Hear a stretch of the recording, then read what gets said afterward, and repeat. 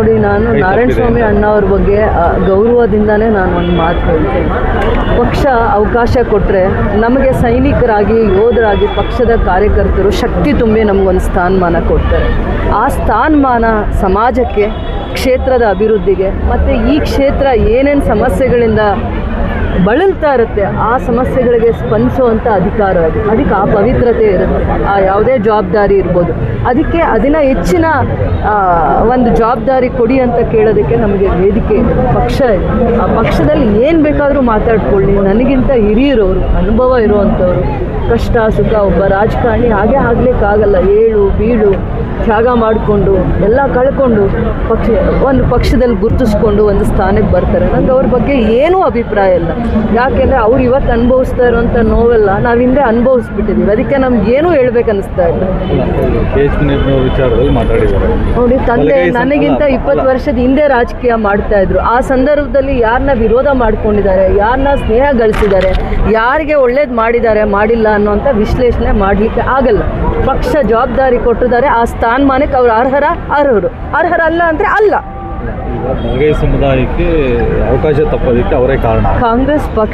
ಕಾಂಗ್ರೆಸ್ ಪಕ್ಷದಲ್ಲಿ ಹಿರಿಯರು, ಇಡೀ ದೇಶದ ಕಾಂಗ್ರೆಸ್ ಪಕ್ಷನ ರಕ್ಷಣೆ ಮಾಡುವಂಥ ಜವಾಬ್ದಾರಿ ಸ್ಥಾನದಲ್ಲಿ ಯಾರು ಗಾಂಧಿಯವರು, ಇನ್ನೊಬ್ಬರು ಆ ಸ್ಥಾನನ ಅಲಂಕರಿಸಿದ್ರು. ಇವತ್ತು ಮಲ್ಲಿಕಾರ್ಜುನ್ ಖರ್ಗೆ ಅವರು ಆ ಜಾಗದಲ್ಲಿದ್ದಾರೆ. ಒಬ್ಬರಿಂದ ತಪ್ಪಾಗಿದೆ ಅಂದರೆ ತಪ್ಪಾಗತ್ತೆ. ನಾನು 2013ರಲ್ಲಿ ಟಿಕೆಟ್ ವಂಚಿತಲು. ನಾನು ಅವತ್ತು ಯಾರ ಬಗ್ಗೆನೂ ದೋಷ ಆರೋಪಣೆ ಮಾಡಲಿಲ್ಲ. ನನ್ನ ತಂದೆಯವರೇ ಅವರು ಕೇಂದ್ರ ಸಚಿವರಾಗಿದ್ದರು. ಸ್ವಯಂ ನನ್ನ ತಂದೆಯವರೇ ಕೇಂದ್ರ ಸಚಿವರಾಗಿದ್ದರು. ವಾಪಸ್ ಕ್ಷೇತ್ರಕ್ಕೆ ಬರ್ತೀನಿ, ನಾನು ಕೆಲಸ ಮಾಡ್ತೀನಿ, ಸಂಘಟನೆ ಮಾಡ್ತೀನಿ. ಯಾವ ರೀತಿ ನಾನು ಜನಗಳ ಮಧ್ಯೆ ಗುರುತಿಸ್ಕೊಂಡಾಗ ನನಗೊಂದು ಮಾನ್ಯತೆ ಕೊಡ್ತಾರೆ ಅನ್ನೋಂಥ ಸತ್ಯನ ತಿಳ್ಕೊತೀನಿ. ಯಾವತ್ತೂ ಕೂಡ ಯಾವುದೋ ಒಂದು ನಾವು ವಿಚಾರವನ್ನು ಹೇಳಿಕೊಂಡು ನಾಯಕರ ಆಗ್ತೀನಿ ಅಂತಂದರೆ ಅದು ನನಗೆ ಅನುಭವ ಆಗಿರೋ ರೀತಿ.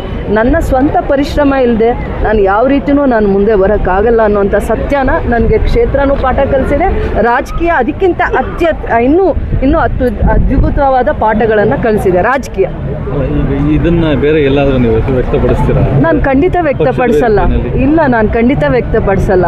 ಇದು ಪಕ್ಷ ಸಾಮಾನ್ಯವಾಗಿ ಕಾಂಗ್ರೆಸ್ ಪಕ್ಷ ಪ್ರತಿಯೊಬ್ಬರಿಗೂ ಅವಕಾಶಗಳನ್ನು ಕೊಡುವಂಥ ತಾಯಿ ಸ್ಥಾನದಲ್ಲಿ ನಿಂತಿರುತ್ತೆ. ಆ ತಾಯಿನ ಎಲ್ಲಿ ಗೌರವಿಸ್ಬೇಕು, ಆ ತಾಯಿನ ಯಾವ ವೇದಿಕೆಯಲ್ಲಿ ಮಾತಾಡಬೇಕು, ಎಲ್ಲ ನಮ್ಮಂಥವ್ರು ಸಾವಿರಾರು ಜನ ಇರ್ತಾರೆ ನಮ್ಮಂಥವ್ರು. ಆದರೆ ಪಕ್ಷ ಕರೆದು ನಮ್ಮನ್ನು ನಾಯಕರು ಮಾಡುತ್ತೆ. ಪಕ್ಷದ ಕಾರ್ಯಕರ್ತರು, ಸೈನಿಕರು, ಯೋಧರಾಗಿ ನಮ್ಮ ಗೌರವವನ್ನು ಎತ್ತಿ ಹಿಡಿತಾರೆ. ಅವರಿಗೆ ಇವತ್ತು ನಾವು ಗೌರವ ಕೊಡಬೇಕು, ಅವ್ರ ಕಷ್ಟ ಸುಖಗಳಿಗೆ ಸ್ಪಂದಿಸಬೇಕು. ಆ ಅಧಿಕಾರದಿಂದ ವೈಯಕ್ತಿಕವಾಗಿ ನನಗೆ ಒಳ್ಳೆಯದು ಕೆಟ್ಟದ್ದು ಏನಾಗಿದೆ ನಾನು ಯೋಚನೆನೂ ಕೂಡ ಮಾಡಬಾರ್ದು. ಇವತ್ತು ನನ್ನ ಬಗ್ಗೆ ಮಾತಾಡಿದ್ರೆ ನಾನು ಮಾತಾಡ್ಕೊಡ್ದು. ನಾನು ಅವ್ರ ಪಕ್ಷದವಳು. ಅವರು ನನ್ನ ಜೊತೆ ಎಷ್ಟೋ ಸತಿ ಕಾರ್ಯಕ್ರಮದಲ್ಲಿ ಬಂದಿದ್ದಾರೆ. ನನಗೆ ನೋವಾದಾಗ ಅವರಿಗೆ ಆ ನೋವು ಏನಂತ ಅರ್ಥ ಆಗಿದೆ. ನನಗೆ ಹಿಂಸೆ ಆದಾಗ, ಕಷ್ಟ ಆದಾಗ, ರಾಜಕೀಯದಲ್ಲಿ ಏನೆಲ್ಲ ಕಷ್ಟ ಅನುಭವಿಸ್ತಾ ಇದ್ದೀನಿ ಅನ್ನೋವಂಥ ಸಂದರ್ಭದಲ್ಲಿ ಒಂದು ಸತಿ ಅವ್ರ ಮನಸ್ಸು ಮಿಡ್ದಿದೆ. ಅದನ್ನು ನಾನು ಹತ್ತಿರದಿಂದ ನೋಡಿದ್ದೀನಿ. ಅದಕ್ಕೆ ನಾನು ಅವ್ರ ಪರ ವಿರೋಧ ಏನೂ ಮಾತಾಡಲ್ಲ. ಅವರಂದರೆ ಅದೇ ಅಭಿಮಾನ, ಗೌರವ ಉಳಿಸ್ಕೋತೀನಿ. ನನ್ನ ಜಿಲ್ಲೆಯಲ್ಲಿ ಏನು ಅವ್ರ ಬಗ್ಗೆ ಗೌರವ ಇಟ್ಕೊಂಡಿದ್ದಾರೆ ಬಂಗಾರಪೇಟೆ ಶಾಸಕರು, ಮತ್ತು ನಾನು ಅವ್ರನ್ನ ಸೋದರರಾಗೆ ನೋಡಿದ್ದೀನಿ. ಅದೇ ಸ್ಥಾನದಲ್ಲೇ ಅವ್ರನ್ನ ನೋಡ್ತೀನಿ.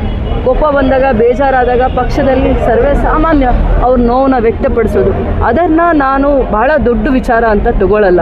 ಇಡೀ ಜಿಲ್ಲೆಯ ಜನ, ಕ್ಷೇತ್ರದ ಜನ ಯಾವ ರೀತಿ ಕಾಂಗ್ರೆಸ್ ಪಕ್ಷನ ರಕ್ಷಣೆ ಮಾಡಿದ್ದಾರೆ, ಕಾದಿದ್ದಾರೆ, ಅವರ ಋಣ ತೀರಿಸುವಂಥ ಕೆಲಸ ಮಾಡಬೇಕಷ್ಟೇ. ಮುಂದಿನ ದಿನಗಳಲ್ಲಿ ಕಾಂಗ್ರೆಸ್ ಪಕ್ಷಕ್ಕೆ ಡ್ಯಾಮೇಜ್ ಆಗುತ್ತೆ, ಜಿಲ್ಲೆ ನಿರ್ಲಕ್ಷ್ಯ ಮಾಡಿರೋದು ಅಂತ ಹೇಳಿ ವ್ಯಾಖ್ಯಾನ ಮಾಡಿದ್ದಾರೆ. ಮತ್ತು ಮಹಿಳಾ ಕೋಟಾದಲ್ಲಿ ನಿಮಗೆ ಕೊಡ್ಬೋದಾಗಿತ್ತು. ಇನ್ನು ನನ್ನ ಪಕ್ಷದಲ್ಲಿ ಹಿರಿಯರಿದ್ದಾರೆ, ದೊಡ್ಡ ಸ್ಥಾನದಲ್ಲಿ KPCC ಅಧ್ಯಕ್ಷರಿದ್ದಾರೆ, ಮುಖ್ಯಮಂತ್ರಿಗಳಿದ್ದಾರೆ, ಮತ್ತು ಬಹಳ ಅನುಭವ ಇರುವಂಥ ಸಿದ್ದರಾಮಯ್ಯವರು ಕೂಡ ಇದ್ದಾರೆ.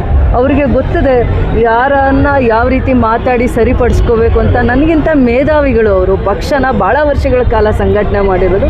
ಆಮೇಲೆ ಮಹಿಳೆಯರ ವಿಚಾರ ಹೇಳ್ತಾ ಇದ್ದಾರೆ. ಯಾರಿಗಾದರೂ ಮಹಿಳೆಯರಿಗೆ ಸ್ಥಾನಮಾನ ಕೊಡಿ. ಒಂದು ಮಂತ್ರಿಮಂಡಲದಲ್ಲಿ ಹೆಣ್ಮಕ್ಕಳ, ಇಡೀ ದೇಶದ ಹೆಣ್ಮಕ್ಕಳ ಧ್ವನಿಯಾಗಿ ಅವರ ಸಮಸ್ಯೆಗಳಿಗೆ ಸ್ಪಂದಿಸುವಂಥ ಒಂದು ವೇದಿಕೆಯ ಆ ತಾಯಿ ಕಲ್ಪಿಸ್ಬೇಕಾಗತ್ತೆ. ಅದಕ್ಕೋಸ್ಕರ ಹೆಣ್ಮಕ್ಕಳಿಗೆ ಅವಕಾಶ ಕೊಡಲಿ. ಅವ್ರ ಮಾನದಂಡ, ಅವರು ಯಾವ ರೀತಿ ಆದರೂ ನಿರ್ಧಾರ ಮಾಡಲಿ.